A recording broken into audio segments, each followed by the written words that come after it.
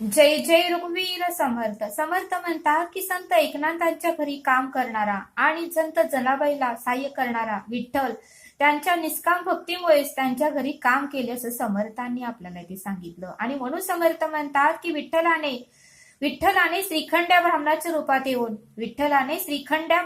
रूपात येऊन एकनाथांच्या घरी सर्व काही कामं केली. आणि संत एकनाथाच्या घरी सर्व काही कामे केली, पण एकनाथ महाराजांना मात्र शेवटपर्यंत कळालं नाही की ते विठ्ठल श्रीखंडाच्या रूपात येऊन त्यांच्या घरी काम करत आहेत असं समर्थ आपल्याला ते सांगतात. आणि म्हणूनच समर्थ म्हणतात की संत एकनाथाच्या घरी काम करणारा आणि संत जनाबाईला सहाय्य करणारा विठ्ठल त्यांच्या निष्काम भक्तीमुळेच त्यांच्या घरी काम केलं. भक्त आपल्या भावभक्तीने परमेश्वराला जिंकतो. आणि म्हणून समर्थ म्हणतात की भक्त हा आपल्या भावभक्तीनेच परमेश्वराला जिंकतो आणि मग देव भक्तांचा दास बनतो. मग मात्र परमेश्वर तो ईश्वर भक्तांचा दास बनतो. आणि म्हणून समर्थ म्हणतात की जो विभक्त नाही तोच भक्त आहे. म्हणून समर्थ म्हणतात की जो विभक्तच नाही तोच भक्त आणि देवावर संपूर्ण श्रद्धा ठेवून त्याच्याशी एकरूप होणारा भक्तच ईश्वर प्राप्ती करून घेतो. आणि म्हणून समर्थ म्हणतात की देवावर त्या परमेश्वरावर संपूर्ण श्रद्धा ठेवून त्याच्याशी एकरूप होणारा भक्तच ईश्वर प्राप्ती करून घेतो. आणि या भवसागरातून पार पडण्यासाठी भक्ती योगाची आवश्यकता आहे असं समर्थ आपल्याला ते सांगतात. आणि म्हणून समर्थ म्हणतात की या भवसागरातून पार पडण्यासाठी भक्ती योगाचीच आवश्यकता आहे. आणि म्हणून समर्थ म्हणतात की भक्ती मार्ग हा भगवंत प्राप्तीचा अत्यंत सोपा आणि सर्वांनाच आचरणात आणणारा हा सुलभ मार्ग आहे असं समर्थ आपल्याला ते सांगतात. आणि म्हणून समर्थ म्हणतात की भक्ती मार्ग हा भगवंत प्राप्तीचा अत्यंत सोपा आणि सर्वांनाच आचरणात आणणारा हा सुलभ मार्ग आहे असं समर्थ आपल्याला ते सांगतात. आणि म्हणून समर्थ म्हणतात की भगवंताची भक्ती करणे म्हणजे सुख आणि भगवंताचा विसर म्हणजे दुःख आहे. म्हणून समर्थ म्हणतात की भगवंताची सतत आठवण काढणे म्हणजे सुख आहे आणि भगवंताचा विसर म्हणजेच दुःख आहे. आणि म्हणून समर्थ म्हणतात की भगवंताला कधीही विसरू नका. आणि म्हणून समर्थ म्हणतात की भक्ती म्हणजे ईश्वराशी एकरूप होण्याची अवस्था. भक्ती म्हणजे ईश्वराशी त्या परब्रह्माशी एकरूप होण्याची अवस्था. आणि आपल्याला ईश्वराशी एकरूप व्हायचं असेल तर भाववृद्धी करण्यासाठी आपल्याला उपासना, आपल्याला साधना आणि आपलं आचरण आणि आपलं नामस्मरण हे उत्तम पाहिजे असं समर्थ आपल्याला ते सांगतात.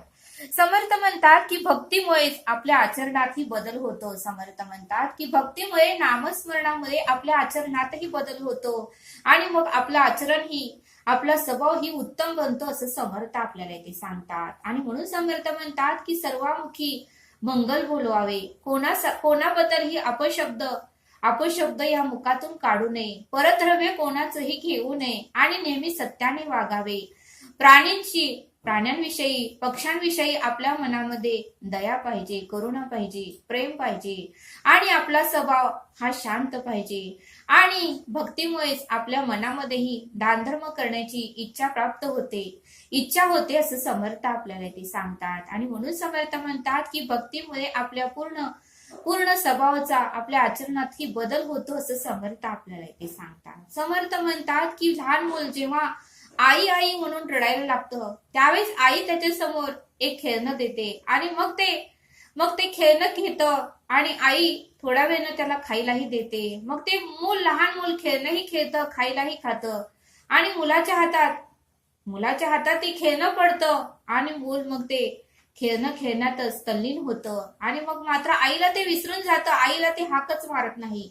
तसेच समर्थ म्हणतात की विवेकातून घ्या. मनुष्यही ईश्वराचं नामस्मरण करतो, मनुष्यही भगवंताचं नामस्मरण करतो.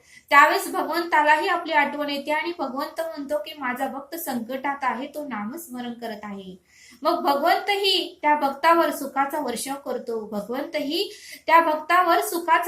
करतो आणि मग तो भक्त भगवंतालाच विसरून जातो. मग तो माणूस आणि मग तो भक्त भगवंतालाच विसरून जातो. आणि म्हणून समर्थ म्हणतात की सुखाचा वर्षाव जरी झाला तरी भगवंताला विसरू नका.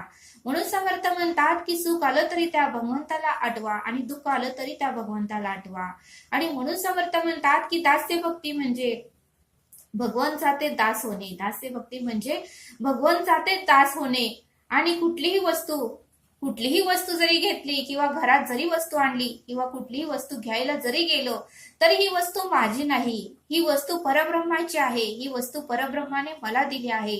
आणि जे काही घरामध्ये वस्तू आहेत ते सर्व परब्रह्माचे आहेत आणि परब्रह्मानेच मला दिले असे जर आपण म्हणालो तरच भगवंताला आनंद होतो. माझं म्हणलं की दुःखच प्राप्त होणार आहे, परब्रह्माचं म्हणलं तर आनंद मिळणार आहे असं समर्थ आपल्याला इथे सांगतात. आणि म्हणून समर्थ म्हणतात की मी म्हणशील तेने दुःखी कष्टी होशील आणि श्रीराम करता म्हणशील तेने तुला यश कीर्ती प्रताप महिमा प्राप्त होईल असं समर्थ आपल्याला इथे सांगतात.